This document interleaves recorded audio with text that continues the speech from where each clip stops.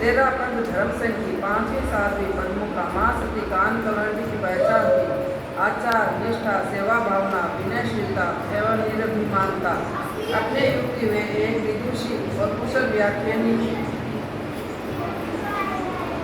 साध्वी मानी जाती थी। उनका व्याख्यान शैली सुंदर और आकर्षक थी। कई साधु भी उनके सामने व्याख्यान देने में संकोचाते थे।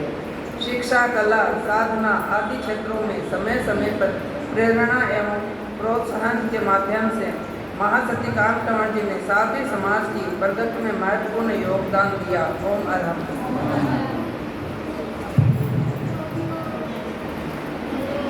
महासती झम्पू जी। महासती झम्पू जी विनय व्यवहार, आचार कुशलता, वचन मधुरता, नीति निष्ठा, निराभिमानता, सहनशीलता, पाप भीरुता,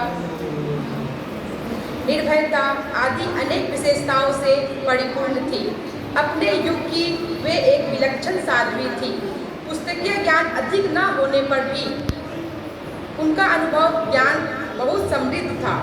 अपने हस्तलाघव एवं कार्य कुशलता से महासती झम्पू जी ने कला के क्षेत्र में नए कीर्तिमान स्थापित किए। चतुर्विध संघ पर उनकी विशेषताओं की अमिट छाप थी। ओम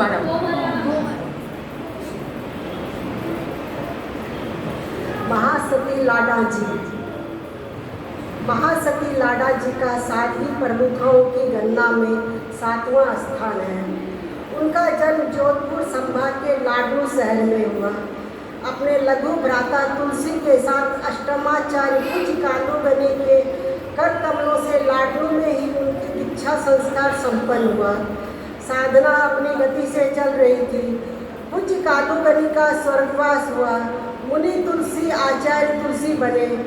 संवत 2002 में साध्वी प्रमुखा झम्पू जी का स्वर्गवास हो गया।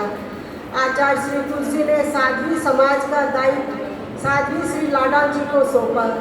साध्वी श्री लाडा जी ने आचार्य वर्ग के गीता अनुसार प्रमुखा पद के दायित्व का सुचारू रूप से निर्वाह किया।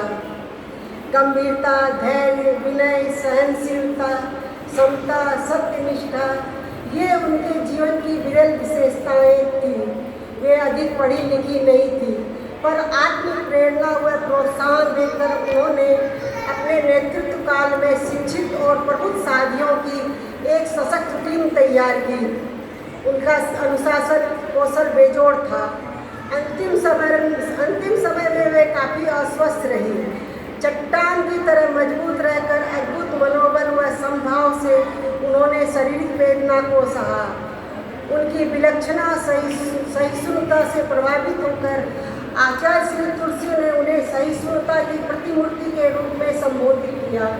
नया मोड़ और नारी जागृति में उनकी महत्वपूर्ण भूमिका रही। महासती लाडा।